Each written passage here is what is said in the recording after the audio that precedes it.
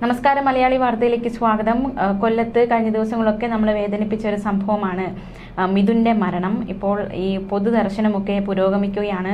കഴിഞ്ഞ ദിവസങ്ങളൊക്കെ വളരെ ആശങ്കാപരമായിരുന്നു അമ്മ എങ്ങനെ ഈ ഒരു വിവരം ഉൾക്കൊള്ളുമെന്നത്. ഇപ്പോൾ അമ്മ ഇന്ന് നാട്ടിലെത്തി, അമ്മ വിവരം അറിഞ്ഞു.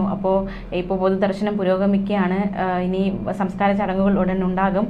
അപ്പോൾ കൂടുതൽ വിവരങ്ങൾ എന്തൊക്കെയാണ് സംഭവവുമായി ബന്ധപ്പെട്ടുള്ള വളരെ വേദന നിർഭരമായ നിമിഷങ്ങളാണ് ഇപ്പോൾ കടന്നു പോയിക്കൊണ്ടിരിക്കുന്നത്, അല്ലേ?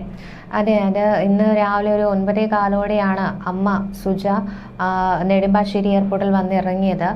ഇതിനെ തുടർന്ന് പോലീസ് അകമ്പടിയിലാണ് ഇവരെ കൊല്ലത്തേക്ക് എത്തിച്ചത്. അമ്മ എത്തുമ്പോൾ ഇത്തരത്തിൽ ഇളയ മകനും ബന്ധുക്കളും അടക്കമാണ് ഈ എയർപോർട്ടിൽ ഉണ്ടായിരുന്നത്. വളരെ വികാര നിർഭരമായ രംഗങ്ങളൊക്കെയായിരുന്നു. കാരണം അമ്മ വന്നിറങ്ങുന്നു, അതായത് അമ്മ ആകെ എന്താ ശരിക്കും പറഞ്ഞാൽ സംഭവിക്കുന്നതെന്ന് തിരിച്ചറിയാൻ പോലും കഴിയാത്ത രീതിയിൽ ആശങ്കപ്പെട്ടുകൊണ്ടാണ് നടന്നു വരുന്നത്. ഇതിനിടയിൽ പെട്ടെന്ന് ഇളയ മകനെ കാണുമ്പോൾ തന്നെ നെടുവീർപ്പ് അണ പൊട്ടി ഒഴുകി അതൊരു പൊട്ടിക്കരച്ചിലേക്ക് പോയി. മകനെ നെഞ്ചോട് ചേർത്ത് പിടിച്ചുകൊണ്ട് കരയുന്നു. ഇതിനിടയ്ക്ക് തന്നെ ബന്ധുക്കളൊക്കെ ചേർന്ന് സമാധാനിപ്പിക്കാൻ ശ്രമിക്കുന്നു. എത്രയും വേഗം തന്നെ പോലീസ് അകമ്പടിയിൽ വാഹനത്തിൽ കൊല്ലത്തേക്ക് തിരിക്കുന്നു. തുടർന്ന് ഇപ്പോൾ മിഥുന്റെ മൃതദേഹം താൻ പഠിച്ച വിദ്യാലയത്തിൽ പൊതുദർശനത്തിനായി വെച്ചിരിക്കുകയാണ്. അവർക്ക് ആർക്കും തന്നെ അത് അക്സെപ്റ്റ് ചെയ്യാൻ കഴിയുന്നില്ല. കാരണം കളിച്ച് ചിരിച്ചു കൊണ്ടിരുന്ന ഞങ്ങളുടെ കൂട്ടുകാരൻ മിഥുൻ ഇനിയില്ല എന്നൊരു സത്യം ആ സുഹൃത്തുക്കൾക്കും പഠിപ്പിച്ചുകൊണ്ടിരുന്ന വിദ്യാർത്ഥി ഇനിയില്ല എന്നുള്ള സത്യം അധ്യാപകർക്കും ഒരിക്കലും അംഗീകരിക്കാൻ കഴിയുന്നില്ല. ഒരു അധ്യാപിക തളർന്നു വീഴുന്ന ഒരു കാഴ്ച വരെ പുറത്തു വന്നിട്ടുണ്ട്. അത്രത്തോളം വികാര നിർഭരമായ രംഗങ്ങളാണ് ആ പൊതുദർശനത്തിനിടയിൽ കാണാൻ കഴിയുന്നത്. നമുക്ക് അതായത് ആയിരങ്ങളാണ് വഴി നീളെ പൊതുദർശനത്തിനായി കൊണ്ടുവന്ന മിഥുന്റെ മൃതദേഹം കാണുവാനായി അവിടെ വഴിയരികിലൊക്കെ തമ്പടിച്ചിരുന്നത്. ശരിക്കും പറഞ്ഞാൽ അവർക്കൊന്നും അന്യനല്ല. നമ്മുടെയൊക്കെ മകനും അനിയനും സുഹൃത്തും ഒക്കെയാണ് മിഥുൻ എന്ന് പറയുന്നത്. കാരണം ഒരിക്കലും നനച്ചിരിക്കാതെ വന്ന ഒരു അപകടം, അതിൻ്റെ ആഴം, ആ ഒരു ദുഃഖം എല്ലാ മലയാളികളുടെ മനസ്സിലും അത്രത്തോളം രേഖപ്പെടുത്തുന്നുണ്ട്. ആ അമ്മ തൻ്റെ മക്കൾക്ക് വേണ്ടിയിട്ടാണ് കുവൈറ്റിലേക്ക് പോയത്. അപ്പോൾ പോയ ആ അമ്മ തിരിച്ചറിയുന്നത് മകൻ്റെ മരണമാണ്. മകനില്ല എന്നുള്ളൊരു സത്യം ആ അമ്മ എങ്ങനെ ഉൾക്കൊള്ളും? കാരണം സഹിക്കാനാകുന്നില്ല. ആ അമ്മ മകൻ്റെ മരണം പോലും അറിയാതെ ഇരുന്നത് മണിക്കൂറുകളോളമാണ്. ഏറ്റവും ഒടുവിലാണ് ആ അമ്മ ബന്ധു വഴി അവിടെ വർക്ക് ചെയ്യുന്ന മറ്റൊരു ബന്ധു വഴി ഇത്തരത്തിൽ ആ ജോലിക്ക് നിൽക്കുന്ന വീട്ടിലുള്ളവരെ അറിയിക്കുകയും ഉടൻ തന്നെ തുർക്കിയിൽ നിന്ന് കുവൈറ്റിലേക്ക് എത്തി തിരികെ ഇങ്ങോട്ടേക്ക് എത്തുകയും ചെയ്തത്. അപ്പോൾ അത്രത്തോളം ദയനീയമായ കാരണങ്ങളാണ് നമുക്ക് പറയാൻ കഴിയുന്നത്. ഇന്ന് രാവിലെ 10 മണിയോടെ തന്നെ മിഥുൻ പഠിച്ച സ്കൂൾ മൃതദേഹം പൊതുദർശനത്തിന് വെച്ച് ഏകദേശം ഉച്ചയ്ക്ക് ശേഷം ഉച്ചവരെ പൊതുദർശനം കാണും. ഇതിന് ശേഷം അതായത് മിഥുൻ കളിച്ചു വളർന്ന പൊട്ടിപ്പൊളിഞ്ഞ ആ വീട്ടിലേക്ക് വീണ്ടും മിഥുനെ എത്തിക്കും.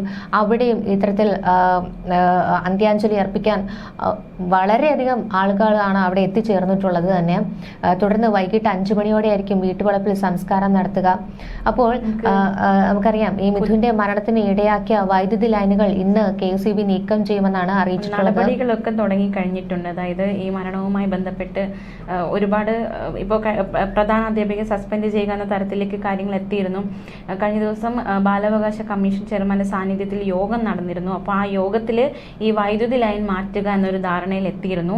മാത്രമല്ല ഈ സുരക്ഷാ മാനദണ്ഡങ്ങൾ ലംഘിച്ച് നിർമ്മിച്ച സൈക്കിൾ ഷെഡിന് മുകളിലൂടെ കടന്നു പോകുന്ന ഈ വൈദ്യുതി ലൈൻ, അതിൽ നിന്നാണ് കുട്ടിക്ക് ഷോക്കേറ്റത്. അപ്പോൾ അത് മാറ്റുക എന്ന തീരുമാനത്തിലേക്കാണ് ഇപ്പോൾ എത്തിയിരിക്കുന്നത്. എന്തായാലും കുട്ടിയുടെ മരണവുമായി ബന്ധപ്പെട്ട് പോലീസ് അന്വേഷണം തുടരുന്നുണ്ട്. ഈ ശാസ്താംകോട്ട ഡിവൈഎസ്പിയുടെ നേതൃത്വത്തിലാണ് ഈ ഒരു കേസെടുത്തിരിക്കുന്നത്. അന്വേഷണം നടക്കുന്നത്. അസ്വാഭാവിക മരണത്തിനാണ് കേസ് എടുത്തിരിക്കുന്നത്. നമുക്കറിയാം കഴിഞ്ഞ ദിവസങ്ങളിലൊക്കെ തന്നെ അച്ഛൻ്റെ പ്രതികരണമൊക്കെ വന്നിരുന്നു. അതായത് അച്ഛൻ പറയുന്നത് വേറൊരാൾക്ക് ഇനി ഒരു അവസ്ഥ വരരുത്, ഞാനും എൻ്റെ കുടുംബവും അനുഭവിച്ച ആ ഒരു വേദന ഇനി ആരും അനുഭവിക്കാൻ ഇടയാകരുതെന്നാണ് അച്ഛൻ പറയുന്നത്. അത് അച്ഛൻ പറയുമ്പോഴും അദ്ദേഹത്തിന് ഇപ്പോഴും തൻ്റെ മകനില്ല എന്ന് ഉൾക്കൊള്ളുവാൻ കഴിഞ്ഞിട്ടില്ല. കാരണം കണ്ണുകൾ നിറഞ്ഞുകൊണ്ടാണ് ആ അച്ഛൻ്റെ ഒരു പ്രതികരണം വന്നത്.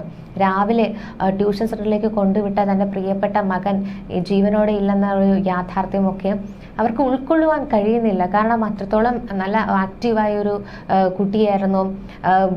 കുടുംബത്തിലുള്ളവർക്കൊക്കെ ഒരു താങ്ങും തണലും ഒക്കെയാണ്. സ്വന്തം അനിയനെ അച്ഛന് തുല്യമായിട്ടൊക്കെ സ്നേഹിച്ചു കൊണ്ടിരുന്ന ഒരു മകനായിരുന്നു. അപ്പോൾ ആ മകനില്ല എന്നുള്ളൊരു യാഥാർത്ഥ്യം ആർക്കും തന്നെ ഉൾക്കൊള്ളാൻ കഴിയുന്നില്ല. ആ മുത്തശ്ശിയുടെയൊക്കെ നിലവിളി അത് കേരളത്തിലെ ഓരോ മലയാളികളുടെയും ചെവിക്കുള്ളിൽ ഇപ്പോഴും അതൊരു സങ്കടമായി തന്നെ അലട്ടിക്കൊണ്ടിരിക്കുകയാണ്. കാരണം എനിക്കെൻ്റെ മകനെ വേണം, എനിക്ക് എൻ്റെ മകനെ കൊണ്ടുവാ എന്ന് വാശി പിടിക്കുകയാണ് ആ മുത്തശ്ശി. പക്ഷെ നമുക്ക് ഒരിക്കലും മരണത്തെ തോൽപ്പിക്കാൻ നമുക്ക് ആർക്കും കഴിയില്ല. എങ്ങനെയായിരുന്നാലും ഇതൊക്കെ ആ കുടുംബം തരണം ചെയ്യട്ടെ എന്ന് മാത്രമേ നമുക്ക് പ്രാർത്ഥിക്കാൻ കഴിയുകയുള്ളൂ. ഇതിന് ശേഷം അതായത് അനിയൻ്റെ കാര്യം നമുക്കറിയാം. കാരണം അനിയനും ഇത്തരത്തിൽ സഹോദരൻ്റെ വിയോഗം ഉൾക്കൊണ്ട് വരുന്നേ ഉള്ളൂ. ആ കുഞ്ഞിനെ അറിയില്ല എന്താണ് ഇവിടെ സംഭവിച്ചു കൊണ്ടിരിക്കുന്നതെന്ന്. പല മാധ്യമങ്ങളും ഇത്തരത്തിൽ എന്താണ് ചേട്ടൻ പറഞ്ഞത് എന്ന് ചോദിക്കുമ്പോൾ അവൻ ചെറു പുഞ്ചിരിയോടെയാണ് മറുപടി ആദ്യം കൊടുത്തിരുന്നത്. കാരണം ആ കുഞ്ഞിനെ അറിയില്ല എൻ്റെ ചേട്ടൻ ഇല്ല എന്നുള്ളൊരു സത്യം. പിന്നീടായിരിക്കാം ചിലപ്പോൾ അവനത് മനസ്സിലാക്കിക്കൊണ്ട് വരിക.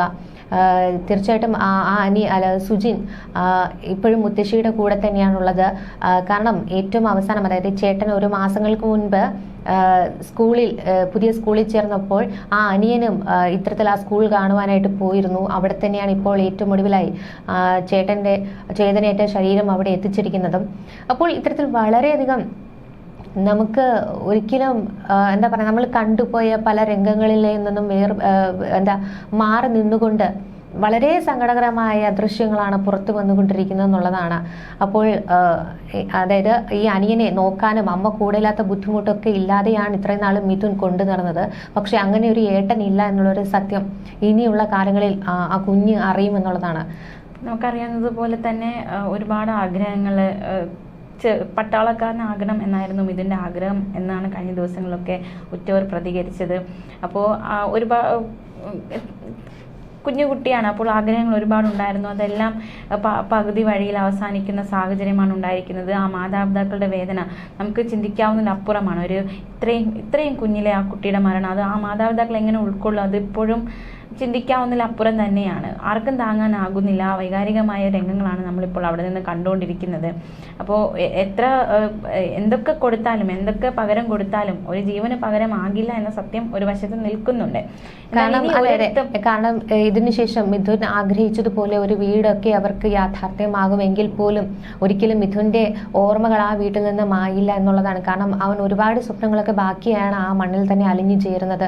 കാരണം പൊട്ടിപ്പൊളിഞ്ഞ വീടാണ്, തങ്ങൾക്കൊരു പുതിയ വീട് വേണം, തനിക്കൊരു പുതിയ സൈക്കിൾ വേണം, എല്ലാ കുഞ്ഞുങ്ങളെപ്പോലും ഏറെ ആഗ്രഹങ്ങളൊക്കെ ആ കുഞ്ഞു മനസ്സിലുമുണ്ടായിരുന്നു. കാരണം ഈ വർഷങ്ങൾക്ക് മുൻപ് തന്നെ EMS ഭവന പദ്ധതിയിലൂടെയാണ് ഇവർ പടിഞ്ഞാറേ കല്ലട വലിയപാടത്തെ മനു ഭവനമൊക്കെ നിർമ്മിച്ചത്. 2 മുറികൾ മാത്രമാണ് ഈ വീട്ടിലുണ്ടായിരുന്നത്. പിന്നീടാണ് പിറകിലേക്ക് അടുക്കളയും ഒരു ചെറിയ മുറിയും ചേർത്തൊക്കെ ഇത് വലുതാക്കിയെടുത്തത്. വളരെ ചെറിയ 2 മുറികളും ഹാളും അടുക്കളയും മാത്രമായിരുന്നു ഈ ഒരു പൊട്ടിപ്പൊളിഞ്ഞ വീട്ടിലുള്ളത്. അപ്പോൾ ഓടുമേഞ്ഞ മേൽക്കൂര തകരാറിലായതുകൊണ്ടാണ് ഈ ടാർപോളിനൊക്കെ കെട്ടി മഴയൊക്കെ ഇവർ തടുത്തുകൊണ്ടിരുന്നത്. പിന്നീട് വീടിന് പുറകിൽ ചോർന്നൊലിക്കുന്നത് കൊണ്ട് തന്നെ ഇതിന്റെ അറ്റകുറ്റപ്പണിയൊന്നും ഇവർക്ക് നടത്താൻ പോലും കഴിഞ്ഞിരുന്നില്ല. പിന്നീടാണ് ഈ വീടിന്റെ പുനരുദ്ധാരണവും മക്കളുടെ വിദ്യാഭ്യാസവും ഒക്കെ ലക്ഷ്യമിട്ട് ഇത്തരത്തിൽ അമ്മ ഹോം നഴ്സായി കുവൈറ്റിലേക്ക് പോയത്. പക്ഷേ എന്താ പറയാ, നമുക്ക് അറിയാം എല്ലാ സ്വപ്നങ്ങളും തകർത്തെറിഞ്ഞുകൊണ്ട് ലാസ്റ്റ് ആ അമ്മയ്ക്ക് നാട്ടിലേക്ക് വരേണ്ടി വന്നു. ആ പൊട്ടിപ്പൊളിഞ്ഞ വീട് ഇപ്പോഴും അവിടെയുണ്ട്. എല്ലാമായ മകൻ ഇന്നില്ല. അപ്പോൾ എല്ലാ ദുരന്തങ്ങളുമാണ് ആ കുടുംബത്തിന് എത്തിച്ചേർന്നിട്ടുള്ളതെന്നാണ് നമുക്ക് പറയാൻ കഴിയുക. അപ്പോൾ ഇനി ആർക്കും ഇങ്ങനെ സംഭവിക്കാതിരിക്കട്ടെ എന്ന് എവരും ആഗ്രഹിക്കുന്നുണ്ട്. അധികൃതരുടെ ഭാഗത്ത് നിന്ന് അനാസ്ഥകളും അവരുടെ ശ്രദ്ധിക്കേണ്ട കാര്യങ്ങൾ ശ്രദ്ധിക്കാതിരിക്കുന്ന അവസ്ഥ ഇനി ഉണ്ടാകാതിരിക്കട്ടെ. അപ്പോൾ ഇത്തരത്തിലുള്ള അനാസ്ഥയിൽ ഒരു ജീവനും പൊലിയാതിരിക്കട്ടെ, ആ ഒരു ആഗ്രഹം തന്നെയാണ് ഇപ്പോഴും എല്ലാവരും പങ്കുവയ്ക്കുന്നത്. മാത്രമല്ല കുറ്റക്കാർക്കെതിരെ ഇപ്പോൾ ഒരു പ്രധാന അധ്യാപികയെ സസ്പെൻഡ് ചെയ്യുന്ന നടപടി നല്ലൊരു നടപടിയാണ്. കാരണം ഒരു സ്കൂളിൻ്റെ പ്രധാന അധ്യാപികയായിട്ട് ഇരിക്കുമ്പോൾ അത് ഒരുപാട് കാര്യങ്ങൾ ശ്രദ്ധിക്കണമല്ലോ. അപ്പോൾ ഇത് എല്ലാവർക്കും ഒരു പാഠമാകട്ടെ. ഓരോ കുട്ടികളുടെ ജീവൻ അവരുടെ കയ്യിൽ കൂടിയാണ് എന്നതൊരു പാഠമായി എല്ലാവർക്കും മാറട്ടെ. അവർ പ്രധാന അധ്യാപികയായിട്ട് ഇരിക്കുമ്പോൾ ആ സ്കൂളിൽ എന്തൊക്കെ പ്രശ്നങ്ങളുണ്ട് അത് അവരുടെ ഒരു ഉത്തരവാദിത്വം കൂടിയാണ്. അപ്പോൾ ആ ഉത്തരവാദിത്വം ഒന്നും ഇനി ആരും നിർവഹിക്കാതിരിക്കട്ടെ. അപ്പോൾ മരിച്ച കുട്ടികളുടെ സഹപാഠികൾക്കൊക്കെ ഈ ഒരു സംഭവത്തിന്റെ നടുക്കത്തിലാണ് അവർ. അപ്പോൾ അവർക്കും അതിന് സാക്ഷികളായവർക്കൊക്കെ കൗൺസിലിംഗ് നൽകുമെന്നാണ് അറിയിച്ചിട്ടുള്ളത്.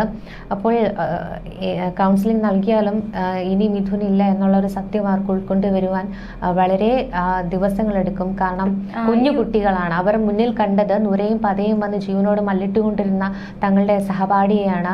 അത്തരത്തിൽ കളിച്ചു ചിരിച്ചു കൊണ്ടിരുന്ന ആ മിഥുൻ ഇല്ല എന്നുള്ളൊരു സത്യം അധ്യാപകർ പോലും തലകറങ്ങി വീഴുന്ന ഒരു കാഴ്ചയാണ് ഉണ്ടായത്. അപ്പോൾ തങ്ങളുടെ കൂട്ടുകാരനില്ലെന്നുള്ളൊരു സത്യം ഉൾക്കൊള്ളുവാൻ രക്ഷപ്പെടുവാനാകാതെ ആ കുഞ്ഞുങ്ങൾ എത്രത്തോളം വേദനിക്കുന്നു എന്നത് നമുക്ക് ചിന്തിക്കാവുന്നത് മാത്രമേ ഉള്ളൂ. മാത്രമല്ല ഈ മരണം കണ്ട നമുക്ക് ആ ദൃശ്യങ്ങളിൽ കാണാൻ കുറച്ച് കുട്ടികളൊക്കെ അത് കണ്ടുകൊണ്ട് നിൽക്കുകയാണ്. ഈ മരണം കണ്ട കുട്ടികൾ ഉപരി ആ ചെരുപ്പ് എങ്ങനെ മുകളിൽ എത്തി എന്നതൊരു ചോദ്യം തന്നെയാണ് അല്ലേ. അപ്പോൾ ആ ചെരുപ്പ് എറിഞ്ഞ കുട്ടി അത് ആരാണോ ആ കുട്ടിക്കുണ്ടാവുന്ന ഒരു മാനസികാവസ്ഥ, മനഃപൂർവ്വം അല്ലല്ലോ, അപ്പോൾ ആ കുട്ടിക്കുണ്ടാവുന്ന ഒരു മാനസികാവസ്ഥ, ഒരു ട്രോമ, അതും ആ കുട്ടിക്ക് അതിജീവിക്കാൻ സാധിക്കട്ടെ അല്ലേ. അതെ, തീർച്ചയായിട്ടും. പലരും ഈ ഒരു സംഭവത്തോടെ ആ ചെരുപ്പെറിഞ്ഞ കുട്ടീനെ കുറ്റപ്പെടുത്തുന്നുണ്ട്. ഒന്നും വേണമെന്ന് കരുതിക്കൊണ്ട് ആരും ചെയ്യുന്നതല്ല, കുട്ടികളാണ്, അവർ കളിക്കുന്ന പ്രായമാണ്. ഇത്തരത്തിൽ പേപ്പറും മറ്റും എറിയുന്നതിനിടെ, ഓടിക്കളിക്കുന്നതിനിടെ ചെരുപ്പുകളൊക്കെ എടുത്തെറിയും. പക്ഷേ ഇതിനിടയിൽ ആ ഒരു ചെരുപ്പ് കാരണം, ആ കാലൻ്റെ രൂപത്തിൽ അവതരിച്ച ആ ചെരുപ്പ് കാരണം മിഥുൻ എന്ന് പറയുന്ന മിടുക്കനായ ഒരു 13 വയസ്സുകാരൻ ഈ ഭൂലോകത്ത് നിന്ന് തന്നെ മാഞ്ഞിരിക്കുകയാണ്. പക്ഷെ മിഥുൻ മരിച്ചാലും മിഥുൻ്റെ ഓർമ്മകൾ എന്നും മലയാളികളുടെ മനസ്സിൽ തന്നെ കാണും.